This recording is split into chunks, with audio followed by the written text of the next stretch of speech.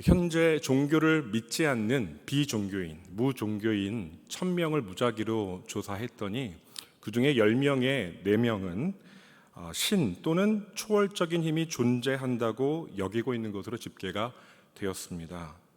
무종교인 10명 중에 5명 정도, 47.5%는 사주팔자 있죠. 사주가 인생에 영향을 미친다는 인식을 가지고 있는 것으로 조사가 되었습니다. 여러분, 운명을 믿으십니까?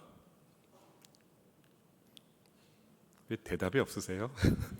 운명을 믿으십니까? 성경은 운명론을 말하는 책입니까? 아니지요. 아니, 하나님이 다 정했다고 하던데요. 다 예정했다고 하는데요. 그러나 예정론은 운명론이 아니죠. 종교학자 장깔뱅이 말했던 예정론도 그런 운명론은 아니었습니다. 하나님의 주권을 높이는 가운데 하나님의 구원과 그 심판의 절대 주권을 찬양하는 가운데 고백한 교리이죠. 사도 바울께서 에베소서에서 말하고 있는 그 하나님의 예정은 정말 하나님의 그 절대적인 주권을 부인할 수가 없는데, 나 같은 죄인이 어떻게 구원을 받았는가, 나 같은 죄인 중에 괴수가 어떻게 구원을 받았는가 곰곰이 생각해 보건대 하나님이 창세전에 예정하셨을 수밖에 없다는 결론에 이르는 것이죠. 저와 여러분이 이 자리에 있는 것 하나님의 예정 가운데 있음을 믿습니다. 저와 여러분이 만난 것 하나님의 예정 가운데 있음을 믿습니다. 오늘 본문 1절입니다. 야곱아, 너를 창조하신 여호와께서 지금 말씀하시느니라. 이스라엘아, 너를 지으신 이가 말씀하시느니라. 너는 두려워하지 말라. 내가 너를 구속하였고 내가 너를 지명하여 불렀나니 너는 내 것이라. 아멘. 할렐루야. 하나님의 주권과 섭리, 그 계획과 그 예정을 찬양합니다. 창세전에 작정하신 대로 그분의 전능하신 능력과 계획대로 저와 여러분이 이렇게 만나게 되었습니다. 기도하는 가운데 하나님께서 제게 우리 삼격교회의 사역 기간이 앞으로 굉장히 빠르게 밀도 있게 지나갈 것이라고 마음에 감동을 주셨어요. 근데 딱 그대로 2주간이 마치 2달처럼 지났습니다. 2주 사이에 자꾸 제가 누구를 닮았다는 얘기가 들려요. 직전에 계셨던 송 목사님, 그리고 그 이전에 계셨던 오 목사님과 꽤 닮았나 보죠. 여러 번 뒤에서 옆에서 들었는데 하나님께서 외모도 예정하신 것 같습니다. 선한 주님의 계획을 이루어가는 데에 필요하다면 마땅히 그분들이 뭐 잘생겼으나 못생겼으나 받아들이고 찬양과 영광을 돌려 마땅하다고 생각합니다. 다만 여러분, 분명히 말씀드리는데 우리는 알고 있습니다. 보통 제품을 우리가 구매하다 보면은 뒤에 버전이 진행될수록 더 낫지요. 이것이 통상적인 사례라는 것을 저와 여러분은 익히 경험적으로 알고 있습니다. 그런 부분에서 우리 주님께서 상식선에서 처리해 주셨으리라고 믿어 의심치 않습니다. 확인해 볼 필요는 없는 것이죠. 올 가을부터 담임 목회 지원을 생각하면서 기도하던 중이었습니다. 그런데 하나님께서 마음 가운데 그 지원의 준비를 중단하고 좀 더 깊이 있게 오늘날 이 시대를 분별하고 더 단단하게 준비될 것을 마음 가운데 강하게 말씀해 주셨습니다. 그러던 차에 이 대구 삼덕교회로 하나님께서 인도해 주셨습니다. 강권적인 부르심이라고 믿습니다. 다 이해할 수 없고 헤아릴 수 없지만 우리 담임 목사님 고백하셨듯 하나님의 은사와 부르심에는 후회하심이 없는 줄 믿습니다. 이것이 우리 모두에게 적용된다고 고백합니다. 하나님의 은혜로운 부르심과 계획 가운데 이렇게 만나게 된 은총을 날마다 감사하며 영광 돌리길 소망합니다. 지난 9월 8일에 예전 사역지를 사임을 하고 그 다음날 새벽 4시부터 이사가 진행되었습니다. 당일 이사가 가능한 곳이 있더라고요. 그렇게 진행을 하는데 이삿짐을 실은 6.5톤 윙탑 트럭이 괴산을 지나다가, 이름도 괴산이에요. 괴산을 지나다가 멈춰버렸어요. 엔진이 붙어버렸는데 부품을 공수하기가 어렵답니다. 공장에 들어가야 된대요. 그래서 무려 빨리 하려고 당일 이사를 준비했는데 이틀이나 지연이 되었습니다. 월요일 날 끝낼 이사를 수요일 오후부터야 짐을 풀기 시작했습니다. 아니, 냉장고 음식들은 아이스박스로 잘 옮겼다고 하는데 그건 둘째치고 월요일에 자차로 먼저 내려온 제 아내와 아이들 어디서 잡니까? 아직 더위가 가시지 않았잖아요, 추석까지. 그 더운 빈집에서 잠을 자야 하나 걱정이 이만저만이 아니었습니다. 그런데 3년 전 처가 가족이 대구에 이미 와 있다라는 것이 생각이 났습니다. 하나님의 예정하심이죠. 그리고 또 교회 게스트하우스가 너무 잘 준비되어 있어서 바로 숙박을 할 수가 있었습니다. 저희 부부가 하루, 그 다음 날에 아이들과 함께 또 하루, 그렇게 이틀을 아주 잘 보낼 수 있었고 마음의 준비도 하고 동네도 한번 돌아보고 맛집도 한번 찾아보고 그렇게 잘 보낼 수 있었습니다. 주님의 선하신 계획, 주님의 예정하심 속에 일어난 일들이라고 고백하게 됩니다. 드디어 수요일 점심 12시에 수리를 마친 트럭이 도착했습니다. 부지런하게 이삿짐을 다 옮기고 나니까 딱 후두두둑 비가 내리기 시작합니다. 장대비가 쏟아지더군요. 한치 앞을 알 수 없는 것이 인생이구나. 동시에 하나님께서는 우리 인간의 불완전한 실수들 가운데서도 그분의 계획을 이루어 가시는구나 깨닫게 되었습니다. 감사하지요. 성도 여러분, 성경은 운명론이 아니라 하나님의 주권을 선포합니다. 그러나 우리는 여러 고난과 이해할 수 없는 일들 속에서 비관적 운명론에 다시 빠지곤 합니다. 비관적 운명론, 그 끝은 세상에 어떤 궁극적인 목적도 의미도 없다는 것이고, 그러니 삶에는 아무 의미가 없다는 허무주의에 빠지게 만듭니다. 세상에 확실한 것이란 없구나, 확실히 알 수 있는 것도 역사의 미래도 다 불확실하다는 불가지론으로 귀결됩니다. 그리고 그 극단은 죽음을 앞당겨 생을 종결하는 것으로 마치기 일쑤입니다. 왜냐하면 삶의 의미가 없다고 결론 났기 때문입니다. 아무 의미도 없는, 재미도 없는 영화를 왜 꼭 참고 보아야 하는가? 나는 차라리 그 자리에서 일어나 화장실이나 들렀다 집에나 가야겠다라고 말하는 겁니다. 목적이 없어지면 거기 있을 필요가 없어지지요. 그 자리에 앉아 있을 필요가 없어지지요. 그러니 나오지 않는 겁니다. 지금 교회 얘기를 전환해서 하고 있는 겁니다. 왜 교회를 가지요? 사람들은 이유를 찾지 못합니다. 하나님이라고 너희들이나 잘해라. 세상에 거론되는 부끄러운 인간들 봐라. 그 중에 기독교인이라는 사람들 얼마나 많지 않느냐. 부끄러운 교회의 지도자들을 봐라. 어찌 그것이 소위 진리를 주장하는 도성이라고 할 수 있겠느냐. 헛된 주장 그만해라. 결론 내리고 좀처럼 뒤집지 않습니다. 무신론, 불가지론을 이성적이고 합리적인 결론이라고, 그런 입장이라고 고수하는 것이죠. 그러나 여전히 사람들은 교회를 찾아옵니다. 우리 삼덕교회를 찾아오고 있습니다. 올해만 벌써 100명이 넘었습니다. 작년 올해 200명이 넘는 새 가족이 우리 교회를 찾아오고 있습니다. 그리고 우리는 여전히 교회가 희망이라고 옹골차게 고백합니다. 변하는 세상, 변하는 사람들, 그 틈바구니 속에서 영원한 가치를 붙들고 영원한 믿음, 소망, 사랑을 만났다고 증언합니다. 하나님은 여전히 일하고 계십니다. 믿으시죠? 아멘. 하나님이 여전히 역사하고 계십니다. 믿음은 살아계신 하나님을 만날 때 주어집니다. 말씀 선포와 사도행전적 표적, 말씀 사건이 일어나고 그때 진실한 믿음이 촉발됩니다. 믿음으로 살아계신 하나님을 우리는 만납니다. 소망은 그 믿음을 가진 이들이 삶으로 살아낼 때 발견되고 증명됩니다. 이 진리가 정말 그렇다고 증언하는 이들의 걸음이 소망의 길을 내죠. 저 사람들이랑 같이 있으면 내가 정말 희망이 생기고 행복해지겠구나. 뭔가 삶의 의미를 발견하고 향유할 가능성이 있어 보인다. 저들의 말과 행동이 풍기는 분위기가 진실하고 그 안에 반짝이는 빛이 있구나. 그리고 이 믿음의 씨앗이 틔워지고 소망의 줄기가 자라나는 그 흙과 물과 햇살이 바로 사랑입니다. 바른 믿음 움트길 기도합니다. 푸른 소망 자라나길 기도합니다. 너른 사랑 강같이 흐르는 우리 삼덕교회 되길 소망합니다. 주님이 바라시고 꿈꾸셨던 바로 그 교회, 그 목적과 계획을 성취해드리는 교회 되길 소망합니다. 그런데 우리는 왜 종종 비관적 운명론에 다시 회귀하여 빠지곤 하는가?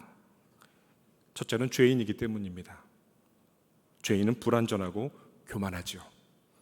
불완전하기에 불안하고 초조해하며 두려워하고 우왕좌왕, 우왕, 실수, 투성이로 살아갑니다.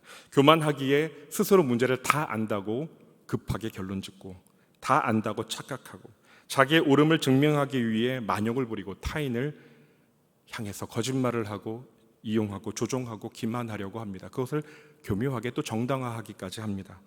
그래서 일이 잘 되어 가는 듯 보이면 좋아하고, 꼬이고 망해가는 것처럼 보이면 남 탓을 하지요. 이것을 반복하며 살아갑니다. 회복했다가 또 무너지기를 반복하는 게 우리의 모습이 아닌가 생각이 듭니다. 자, 그러면 그리스도인들은 뭐가 다른가? 그리 달라 보이지 않습니다. 세상 사람들과 크게 다르지 않은 모습을 제 자신 안에서도 자주 발견합니다. 불완전하고 교만합니다. 불안해하고 초조해합니다. 두려워하고 실수합니다. 스스로 문제를 다 안다고 착각하며 자기 옳음을 증명하기 위하여 만용을 부리고 거짓말하고 폭력과 기만을 정당화하기도 합니다. 일이 잘 되면 좋아하고 꼬이고 망하면 자책하고 남 탓합니다. 그런데 그리스도인들은 다른 점이 있습니다. 그리스도인은 그 끝이 다릅니다. 불완전한 자신, 불안한 실존, 실수하고 넘어지고 미워하고 싸우고 속이고 죄짓는 것, 여기까지는 다 비슷해 보입니다. 그러나 반복되는 순환의 고리 하나가 더 있습니다. 결정적인 고리 하나가 더 있습니다. 그리스도인들은 자신의 한계 앞에서 하나님께 굴복한 사람들입니다. 그리스도인은 자신 안에 이 문제투성이 삶을 그럴듯한 논리와 지혜로 해결할 수 없음을 직면한 이들입니다. 한 조각이 모자란 퍼즐을 맞추려는 듯 막다른 골목으로 가고 있음을 감지하고는 하늘을 향해 고개를 쳐들고 하나님께 회개한 사람들입니다. 자신의 불완전함, 이기적인 교만, 그것이 끌고 나가는 그 길의 끝이 결국에는 죽음과 절망으로 맞춰지고 만다는 것을 직시한 사람들입니다. 그리고 그 이 인생에 해결할 수 없는 고통과 절망의 문제가 이 예수라는 이름 안에서 안겨지고 치유되고 해결되었음을 믿고 경험한 사람들입니다. 본문 2절과 3절입니다. 우리 함께 읽겠습니다. 내가 물 가운데로 지날 때에 내가 너와 함께 할 것이라. 강을 건널 때에 물이 너를 침몰하지 못할 것이며 내가 불 가운데로 지날 때에 타지도 아니할 것이요 불꽃이 너를 사르지도 못하리니 대저 나는 여호와 내 하나님이요 이스라엘의 거룩한 이요 내 구원자임이라. 내가 애굽을 너의 속량물로 구스와 스바를 너를 대신하여 주오노라. 아멘. 예수의 이름은 구원입니다. 예수의 이름은 치유입니다. 예수의 이름은 회복입니다. 예수님은 죄된 인생, 소외된 인생, 외롭고 고독한 인생을 만나 주셨습니다. 고통하는 인생 안아주고 만지시고 치유하셨습니다. 그 아파하는 인간을 사랑해서 그 아픔과 고통을 온몸으로 끌어 안으셨습니다. 그래서 예수의 이름은 운명론에 사로잡혀 공허와 허무 무의미로 종결될 그 비관적인 인생을 바꾸십니다. 십자가는 거룩하고 공의로우신 하나님이 자신의 입장과 계획을 바꾸신 자리입니다. 죄인, 교만한 인간은 좀처럼 바뀌지 않습니다. 좀처럼 그 완고한 자존심 꺾이지 않고 켜켜이 쌓인 먼지와 때는 잘 닦이지 않으며 질기다 못해 딱딱해진 고집은 굽히기 어렵습니다. 예수님께서 이 완고한 시대를 향하여 하나님의 심판 결정이 내려진 노아의 때를 상기시키시면서 인자가 다시 올 때에 믿음을 보겠느냐, 노아의 때와 같을 것이다 말씀하셨지요. 하나님의 변치 않는 성품인 거룩과 공의는 죄인을 반드시 심판하셔야 합니다. 거룩하고 공의로우신 하나님의 성품을 생각할 때 죄로 물들어버린 복구 불가능한 세계를 물로 수장시켜버리는 것 당연한 결정입니다. 포맷, 리셋하는 것이죠. 그 버튼을 누르는 것이죠. 그러나 하나님의 결정은 죄인을 구원하는 것이었습니다. 노아는 하나님의 눈에 있는 긍휼을 발견했죠. 그 죄인을 구원하는 그 길은 죄 없는 순전한 한 인간에게 그 모든 죄를 옮기고 공의의 잣대로 심판을 내려서 그 거룩한 진노의 잔을 쏟아 부어버리는 것이었습니다. 그 잔을 그렇게 비워내는 것이었습니다. 이것이 구약 율법의 제사 번제에서 그대로 보여주죠. 1년 된 수양에 각을 뜨고 온전히 태워드리는 것입니다. 제물이 되는 수양에 안수하는 것은 바로 그 죄인 당사자입니다. 그 죄인의 죄가 그 수양에게 전가되는 것이죠. 이제 죄 없던 양이 죄를 뒤집어 쓴 양, 죄 덩어리가 된 양이 되었습니다. 죄인을 향했던 그 엄연한 공의의 심판이 이제 그 죄 덩어리가 된 양을 향해 그 방향을 바꾸었습니다. 그러니까 하나님은 이렇게 하시기로 한 것입니다. 죄 없는 자기 품에 영원히 함께 하시던 독생 성자를 인간으로, 인간 비슷한 존재가 아니라 온전한 인간으로 여자에게 나서 자라게 하셨고, 요셉과 마리아는 그러니까 세상 죄를 지고 가는 희생양을 맡아 돌보는 사명을 감당한 것이고, 왜요? 인간을 살리기 위하여, 구원하기 위하여, 당신의 백성 회복하여 모으시기 위하여. 4절부터 6절을 보십시오. 제가 읽겠습니다. 내가 내 눈에 보배롭고 존귀하며 내가 너를 사랑하였은즉 내가 내 대신 사람들을 내어주며 백성들이 내 생명을 대신하리니 두려워하지 말라. 내가 너와 함께하여 내 자손을 동쪽에서부터 오게 하며 서쪽에서부터 너를 모을 것이며 내가 북쪽에게 이르기를 내놓으라. 남쪽에게 이르기를 가두어 두지 말라. 내 아들들을 먼 곳에서 이끌며 내 딸들을 땅끝에서 오게 하며. 하나님은 십자가에서 죄인을 향한 공의의 심판을 돌이켜 구원으로 바꾸셨습니다. 왜 그렇게 하셨습니까? 7절입니다. 7절을 우리 함께 읽겠습니다. 내 이름으로 불려지는 모든 자 곧 내가 내 영광을 위하여 창조한 자를 오게 하라. 그를 내가 지었고 그를 내가 만들었느니라. 왜 그렇게 하셨다고요? 하나님이 당신의 영광을 위하여 절망과 죽음에서 건져낸 참된 생명을 누리게 하시려고, 하나님의 영원한 생명에 잇대어서 생존을 넘어 단지 서바이브 하는 곳에서 live, 진정으로 삶을 살아가도록 하기 위하여, 이 풍성한 삶을 누리는 것이 하나님의 본래 창조 목적이었다고요. 그 창조 목적을 이루는 것이 그분의 영광을 드러내는 것이기 때문입니다. 그리고 그 거룩한 목적을 회복할 길이 이 방법밖에 없었습니다. 왜 그렇게 하셨는지요? 왜 그렇게밖에 하실 수밖에 없었나요? 그분이 사랑이시기 때문입니다. 그분은 거룩과 공의대로 그렇게 죄인을 심판하는 것을, 그렇게 처리되도록 되는 것을 두고 볼 수 없는 사랑의 하나님이시기 때문입니다. 사랑의 본체, 하나님은 사랑이시라. 7절 하반절입니다. 그를 내가 지었고 그를 내가 만들었느니라. 사탄이 보기에는 살처분하여 마땅할 탐욕스럽고 더러운 병든 돼지떼로밖에 안 보일 겁니다. 인간들은. 그러나 하나님이 보시기에는 보배롭고 존귀한 자녀라는 겁니다. 그분이 지으셨기에. 그러므로 하나님이 십자가에서 자기 아들을 죽이고자 결정하실 때에 우리에게 쏟아낼 그 진노의 잔을 그 아들에게 쏟아붓기로 결정하셨다는 것.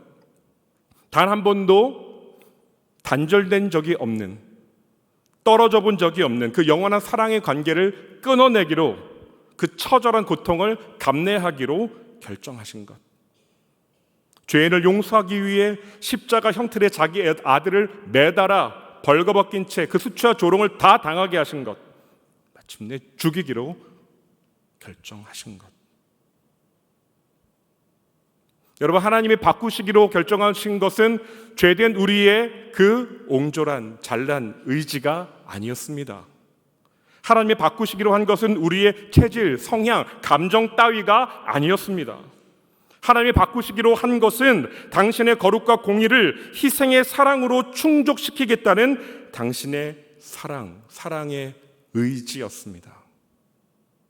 그 사랑의 의지가 용서입니다. 왜 사랑의 하나님은 우리를 용서하시는가? 우리를 사랑으로 지으셨기 때문입니다. 우리 존재의 사랑스러운 이름을 부르시는 분이 하나님이시기 때문입니다. 자녀를 사랑하는 부모들은 잘 알지요. 그 자녀의 이름을 부를 때 그래서 버릴 수가 없는 겁니다. 잘못했어도, 죄를 지었어도 내칠 수가 없지요. 싸늘한 등을 보이며 돌아설 수가 없는 겁니다. 여러분, 사랑한다는 것은 내 존재를 준다는 겁니다. 나의 생명이라는 뜻입니다. 내 생명과 바꿀 수 없을 정도로 내 생명을 주어서라도 그 아이를 살려내고 싶은 그 마음이 불붙듯 일어나는 것이죠. 아가서 8장 6절에 술람미 여인이 고백합니다. 사랑은 죽음같이 강하다. 많은 물로도 끌 수 없는 불길이다. 그 누가 온 가산을 주고 이 사랑과 바꾸려고 할지라도 비웃음을 당하게 될 것이라고요. 여러분, 여러분의 사랑하는 자녀의 새끼손가락 한 단을 끊어주면 1억을 주겠다. 바꾸시겠습니까? 쌍욕을 하면서 대적할 겁니다. 그게 사랑입니다. 1억이 아니라 1000억, 1조를 준다 해도 그런 제한 자체를 한 인간을 혐오하고 경멸할 것입니다. 당장 떠나가라고, 그딴 소리 하지 말라고, 내가 아무리 어려워도 그딴 소리 하지 말라고. 하나님이 자기 생명 걸고 우리를 살려내시겠다는 의지, 그것은 사랑이었고 그 사랑의 결과가 용서였습니다. 그 사랑 때문에 하나님 우리를 용서하셨습니다. 관계를 회복하여 함께 있고자 하셨습니다. 온전한 관계 안에, 사랑의 관계 안에 함께 있고 싶어 하셨습니다. 그러므로 그분이 사랑으로 용납하신 당신의 자녀들, 그 찬연하게 빛나는 십자가의 용서를 받은 성도인 저와 여러분, 저 여러분은 이 사랑을 압니다. 이 깊은 사랑을 알지요. 여전히 불완전하고 불안한 자아는 완벽함을 상상하고 추구하지만 죄된 우리의 내적인 충동과 추동은 자꾸 믿음이 아닌 우상숭배로 세상의 돈과 힘을 의지하게 하지만, 소망이 아닌 자신의 몽상과 계획을 고집하게 하지만, 사랑이 아닌 이기적인 설득과 자기 성취, 고고한 동정심으로 대체하려고 하지만, 성령께서 말할 수 없는 탄식으로 불붙는 긍휼과 자비로 우리 안에서 기도하십니다. 그러한 우리를, 배신하고 배반하고 여전히 교만한 우리들을 위해 기도하십니다. 그리고 말씀하십니다. 여전히 하나님은 기다리고 계시다고. 여전히 하나님은 우리를 향한 사랑을 포기하신 적이 없다고. 그 아름다운 계획과 비전을 단 한 번도 포기하신 적이 없다고. 그 믿음과 소망과 사랑으로 부족하고 연약한 우리가 주님을 향한 사랑과 그 신뢰와 소망을 회복하기를 여전히 기다리신다고.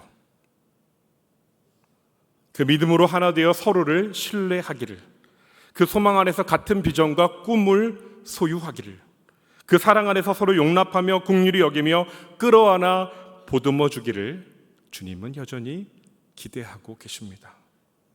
그렇게 하나님은 우리를 바꾸어 가십니다. 동화 중에서 너는 특별하단다 라는 제목의 유명한 기독교 동화가 있죠. 저자가 맥스 루케이도 목사님이신데요. 맥스 루케이도 목사님이 이런 말을 언젠가 했습니다. 성도를 성도답게 만드는 것은 완벽함이 아닌 용서입니다. What makes a Christian is not perfection, but forgiveness. 그리스도인을 그리스도인 되게 하는 것은 완벽함이 아니라 용서입니다. 율법이 아니라 은혜라는 것이죠. 영원히 변치 않는 하나님, 그 하나님께서 여러분을 향한 계획을 저주에서 축복으로 바꾸셨습니다. 심판이 아닌 구원으로, 정죄가 아닌 용서로, 불신이 아닌 믿음으로, 절망과 포기가 아닌 소망으로, 미움과 정죄가 아닌 사랑으로, 용서로. 사랑 때문에 하나님은 바꾸셨습니다. 사랑 때문에 자기 아들 내어주신 결정을 내리셨습니다. 세상 모든 것 다 변해도 그 사랑은 결코 변치 않습니다. 그 사랑 안에 거하십시오. 그 사랑을 전하십시오. 그 사랑 안에서 우리의 마음이 변화될 것입니다. 그 사랑 안에서 우리 마음이 함께 지어져 갈 것입니다. 그렇게 그 사랑 안에 거하며 변화되는 우리 삼덕의 성도님들 되시기를 축원합니다. 우리 함께 바꾸시는 하나님, 바꾸신 하나님을 찬양합시다.